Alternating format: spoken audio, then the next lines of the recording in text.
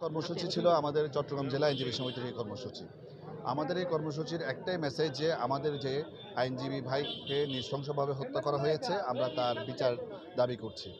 এবং আমরা দেখতে পেয়েছি যে যেই মামলাগুলো দায়ের হয়েছে ওখানে আমাদের মামলার যে মূল আসামি যে হুকুমদাতা, সে আমাদের যে জঙ্গি প্রধান চিন্ময় প্রভু নামে যে পরিচিত, তাকে বাদ দেওয়া হয়েছে। কিন্তু আমরা এই জঙ্গিপনাকে আমাদের দেশে দেখতে চাই না। বাংলাদেশ একটি সাম্প্রদায়িক সম্প্রীতির দেশ। বাংলাদেশের সকল ধর্মের সবার সমান অধিকার আছে, কিন্তু কোনো জঙ্গি সংগঠন এখানে অপতৎপরতা চালাবে, আমরা তা হতে দিতে চাই না। দ্বিতীয়ত হচ্ছে আমাদের আইনজীবীদের জন্য অবশ্যই একটি আইনজীবী সুরক্ষা আইন করতে হবে। পৃথিবীর বিভিন্ন দেশে আইনজীবী সুরক্ষা আইন আছে।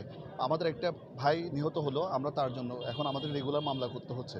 আইনজীবী সুরক্ষা আইন থাকলে আমরা সেই ক্ষেত্রে দ্রুত প্রতিকার পেতাম।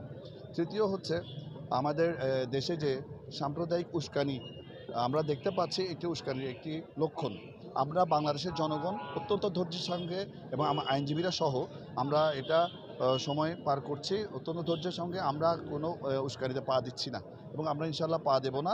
বাংলাদেশের সাম্প্রদায়িক সম্প্রীতি সবসময় বজায় থাকবে, কিন্তু আমরা যে কোনো রকম উস্কানিকে আমরা পুরো বাংলাদেশের জনগণ আইনজীবীরা সহ সম্মিলিতভাবে প্রতিরোধ করব। ওসিকে জবাবদিহিতার আওতায় আনা উচিত, তাকে বদলি নয়, তাকে ক্লোজ করা উচিত।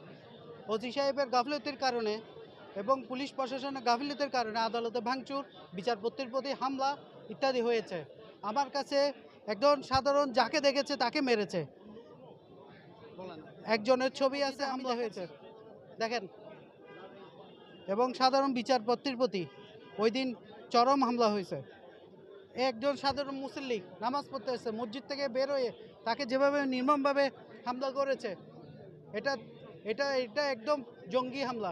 দেশের সাম্প্রদায়িক সম্প্রীতি বিনষ্টকারী বিচারের আওতায় আনা উচিত, নইলে ভবিষ্যতে সাম্প্রদায়িক বাংলাদেশ হচ্ছে অসাম্প্রদায়িক দেশ এবং প্রাচীনকাল হইতে হিন্দু মুসলিম সবাই একসাথে বসবাস করে আছে। এই জন্য এই হামলার দৃষ্টান্তমূলক শাস্তি হওয়া উচিত। আমাদের কর্মসূচি ছিল, এই কর্মসূচিটা হচ্ছে মৌন মিছিল ছিল আমাদের বিজ্ঞ আইনজীবী সাইফুল ইসলাম আলী হত্যার প্রতিবাদে। আইনজীবীদের মৌন মিছিল ছিল। আপনারা দেখেছেন সেই মৌন মিছিলটা বিক্ষোভ মিছিলে পরিণত হয়েছে।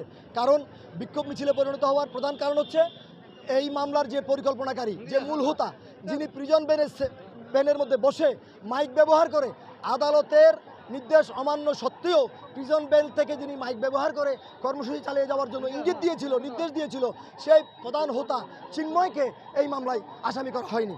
তাই বিজ্ঞ আইনজীবীদের ক্ষোভ হচ্ছে, প্রত্যেকটা ঘটনার হুকুমদাতা হচ্ছে এই চিন্ময়কে হুকুমের আসামি করে অবিলম্বে প্রত্যেকটা মামলায় তাকে হুকুমের আসামি করা হোক এবং এই মামলার সাথে যারা সম্পৃক্ত তাদেরকে যেন অবিলম্বে গ্রেপ্তার করা হয়। পুলিশ আইনশৃঙ্খলা বাহিনী যেন সাসারি অভিযান পরিচালনা করে প্রত্যেকটা পলাতক আসামিদেরকে অবিলম্বে গ্রেপ্তার করে আইনের হাতে সুপর্দ করে। সাথে সাথে আইনজীবীরা এই দাবিও জানাচ্ছেন যে এই ইসকন জঙ্গি সংগঠন বাংলাদেশের অন্য কোথাও যেন সাম্প্রদায়িক সম্প্রীতি বিনষ্ট করতে না পারে, এটার জন্য আইনজীবীরা জোর দাবি জানিয়েছেন। আগামী দিনে আমাদের কর্মসূচি আমাদের জেলা আইনজীবী সমিতির সভাপতি পত্রিকার মাধ্যমে, প্রেস রিলিজের মাধ্যমে কর্মসূচি জানিয়ে দেবেন।